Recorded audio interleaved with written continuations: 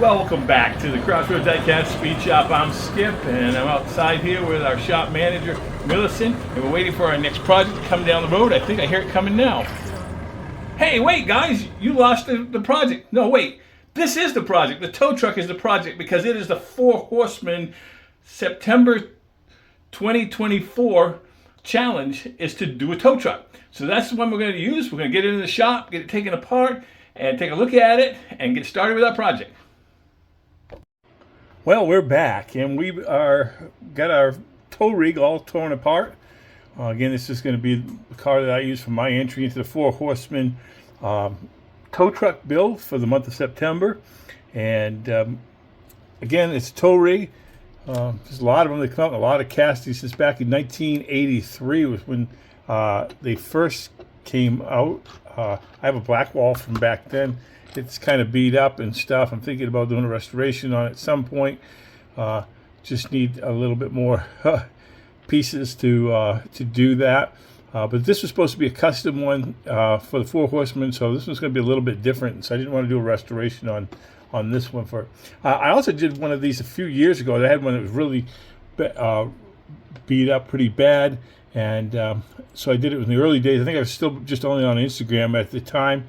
It was one of my first things of doing a fade. You can see like the blue there, and but it came out pretty nice. It was really a beat up truck, and but I like this one the way it came out. It was one of the early ones that I restored too, and or resto mod, I guess you'd call it, because those weren't the wheels that were on it. Of course, the livery and everything is my own livery that I picked.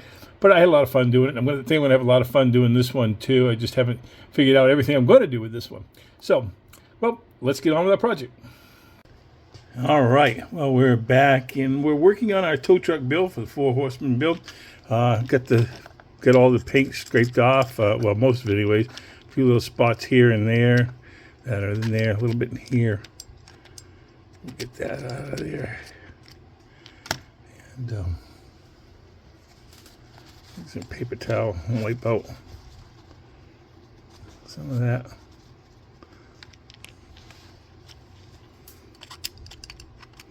Especially when you're doing a complete paint change like I'm planning to do here. I still haven't figured out what I'm planning to do on it, but when you're doing a complete paint change, you want to make sure you get as much of the old stuff out. Also make sure you get all that old citrus strip residue and stuff that could be in there out of there as well.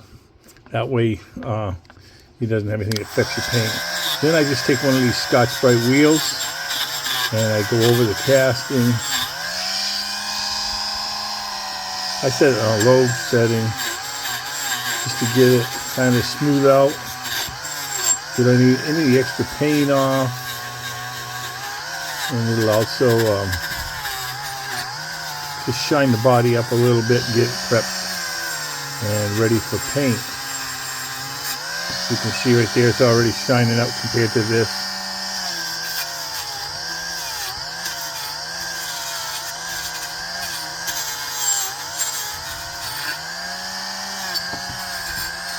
We get it all shined up, and as you can see, it's cleaning up really nice. And then we'll finish doing up the rest of the body. But it just gives you an idea of how that goes. Again, you don't even need a Dremel tool or a Scotch-Brite wheel. You can do this with like sanding sticks or sandpaper or steel wool. You can use a lot of different products to do that. But the main point of that is just to kind of get the body all ready so you can put it on. In this case, I'm probably going to use a primer, and then I'm going to put some other paint over the top of it. But whether you're doing that or whether you may be using some of the Spectraflame, Retroflame type paints that come from Redline Shop or Second Chance Redlines, you still want to do all this beforehand to prep the body. It just helps a lot. So let's move on. Little tip I wanted to share as I work on this little tow truck build is sometimes when you get to these bases and you want to either repaint them, because I'm going to chrome it and stuff. I'm going to do some of that. When you get to this way, it's hard because there's no place really to grab onto with hemostats or your helping hands or anything like that. So one of the things I've started to do is I take a piece of wire like this. I think this is just a piece of clothes hanger or something, metal clothes hanger, and then I bent it, and I just put it like this, and that way you can, I'm using alligator clips, but you can use whatever. But that way it holds it on there real nice, so when you're spraying the stuff on, you can move it around really well. Because sometimes when you try to put screws through things and hold it, it's kind of loose. But this really gives it, it's not, because by being bent like that, it adds tension to the wire, and it holds it right there. So that's a little tip, anyways, for you to try if you're trying to paint a base and you can't get a good grip on it with either regular alligator clips or your helping hands or anything like that. Let's move on. Okay, well, we're working on our tow truck build for the Four Horsemen September ability tow truck or whatever, and working on it. And on the rig wrecker, it's a little bit different. I cleaned up the windshield, but one of the things about the rig wrecker, most of the times you put the window up through the cab, but on the rig wrecker, and I'll show it to you later, hopefully when I put it in, is you have to push it in through the front. It goes in through the front. It's a little bit different. That's why it gets kind of scratched up a little bit as well. But this windshield's pretty good shape. I cleaned it up with some hot soap and water. Now I'm just going to give it a dip in the Pledge Revive. Like that. And then, again, as you see me do before, I just set the edges, just touch the edges of it, and nothing else.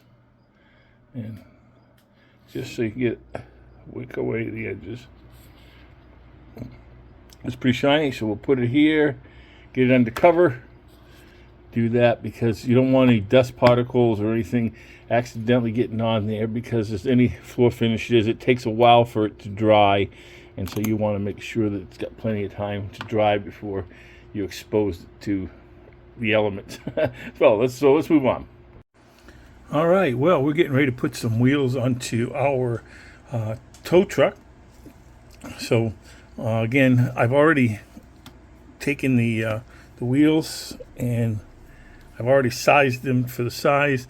Again, how I do that, I usually, these were a little bit, the axles were a little bit too long. So what I do is I take some clippers and I clip them down to size, and then I take the fence pliers and then I squeeze the end of it in so that so the wheels will stay on. Another thing you might want to do on some of them, but this is a plastic base, so it works out really easy, is taking this little screwdriver and going in the channel to clear the channels out, because that makes it a lot easier when you're doing that, so that the axle sits down inside there really well. So we're going to take and get ready here and do this other axle. Just show you how we do it. I take a little bit of this JB Super Weld and get a little dab on there, and then take the ultraviolet light and do it for about a count of 9. Kind of make sure it gets off there. That should be fine. And let's see what happens with our wheels. Yep. So they're all spinning where they should. So that's it. So let's move on. All right. Well, we're moving right along on our tow truck build. One of the things I wanted to do a double color, 2-color. So I've taped off all the back. For that, I'm going to use. I kind of like this tangerine pearl, especially when it's put over white. I really like the color of that, and so I did that. And so put it in a little bit of a medicine cup or whatever, pill cup. I added some UBLS high gloss, and then I put a couple pipettes of the 4011 reducer. You stir it up, and and just so it gets just enough, so you get the drip. It's not too thick, not too thin, and that should be really good to put a couple coats on there. So let's get it into the paint booth.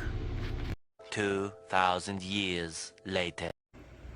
Well, here is my rig wrecker that I customized for the Four Horsemen September anti-tow truck build. Again, I had to end up calling an audible on this in the sense that due to some of the storms and things and mail coming late, the decal set that I had ordered for this that I wanted to put on here didn't come, so I had to come up with an idea for that. So I used the 76 decals as well as the flames on that.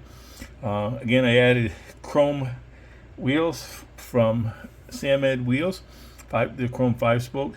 Along with that, I detailed the lights. If you can look at the topic a little bit, you can see that I chromed the lights, and I also detailed up the little things that are on the inside of the truck. I'll see if I can show that to you.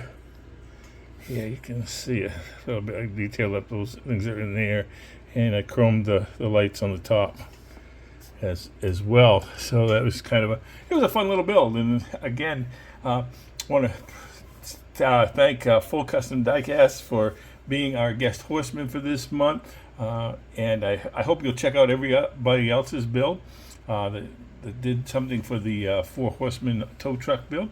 I know I've seen a few premieres or some upcoming episodes on YouTube already, so that'll be really great, and looking forward to watching those. Along with that, I want to, on behalf of Paul at Diecast Graveyard, Andrew at Maple Leaf Customs, Tom at Spork Syndicate, and myself, Skip, here at Crossroad Diecast Speed Shop. We want to invite you to take part in all these builds. We got a Painted Pink coming up on the 15th. And along with that, we also have our Halloween build on October 31st coming up. It's a great time. And again, you don't have to have a YouTube channel. All you have to do is to send us a glamour shot on the last day of the month or on the 15th for the Painted Pink. Send those in. You'll be in a recap video that we'll do showing everybody's work. Send it to 4 Horsemen Diecast and we'll at gmail.com, and we'll get you on that. It's a great way to be out there, get your name out there. Also, it's a way to just take part and have some fun with the things that the rest of the Diecast community are doing as well. As always, God bless, and thanks for stopping by the shop.